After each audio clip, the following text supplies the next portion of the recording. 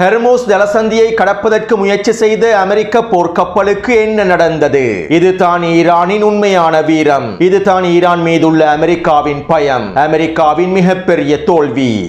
பாகிஸ்தானில் நடைபெற்று வரும் பேச்சுவார்த்தைகளில் என்ன நடந்தன? பாகிஸ்தானிய மத்தியஸ்தர்களிடம் ஈரானிய தலைமைகள் எவ்வாறான சிவப்பு கோடுகளை முன்வைத்திருந்தார்கள்? பாகிஸ்தானிய பேச்சுவார்த்தைகள் எதனை நோக்கி நகர்கின்றன? ஒப்பந்தம் எட்டப்படுவதற்கான வாய்ப்புகள் இருக்கின்றனவா? 2 வார யுத்த நிறுத்தத்தினை பயன்படுத்தி அதிகளவான ஆயுதங்களை குவித்து வரும் ஈரானும் மிக முக்கியமான தகவல்களும். ஈரானிய வல்லரசிடம் சிக்கித் தவிக்கும் டொனால்ட் ட்ரம்பும் கிழித்து தொங்கவிடும் அமெரிக்க ஊடகங்களும். ஈரானிய இராணுவத்திடம் சிக்கியிருக்கக்கூடிய அமெரிக்காவின் மிக முக்கியமான லேசர் அமைப்புகள். ஹிஸ்புல்லா இராணுவத்தின் தொடர்ச்சியான தாக்குதல்களும், பெய்ரூட் பிரதேசம் மீதான தாக்குதல்களை முழுமையாக நிறுத்திய இஸ்ரேலிய ஆக்கிரமிப்பும், டமஸ்கஸ் பிரதேசத்திலே மேற்கொள்ளப்பட இருந்த தாக்குதலும்.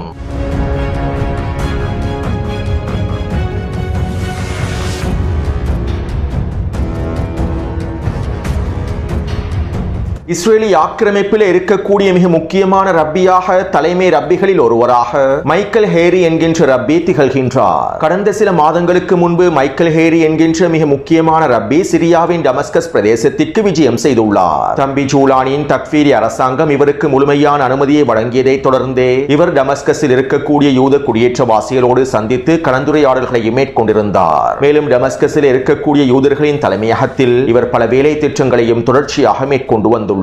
இப்படியான நிலைமையில் ஹிஸ்புல்லா இராணுவத்தினர் குறித்த ரப்பியை படுகொலை செய்வதற்கு திட்டங்களை வகுத்துள்ளார்கள். இதற்காக சிரியாவின் டமஸ்கஸ் பிரதேசத்தில் இருக்கக்கூடிய எதிர்ப்பற்றுகளுக்கு ஆதரவானவர்களை பயன்படுத்தி இந்த திட்டத்தினை வகுத்துள்ளார்கள். மேலும் இதற்கமைவாக இன்றைய தினம் குறித்த ரப்பியை படுகொலை செய்வதற்கான முயற்சிகளும் மேற்கொள்ளப்பட்டிருந்தன. குறித்த ரப்பியை படுகொலை செய்வதற்காக ஹிஸ்புல்லாவினால் வழிகாட்டப்பட்ட 5 பேர் அவருடைய வீட்டிற்கு அருகாமை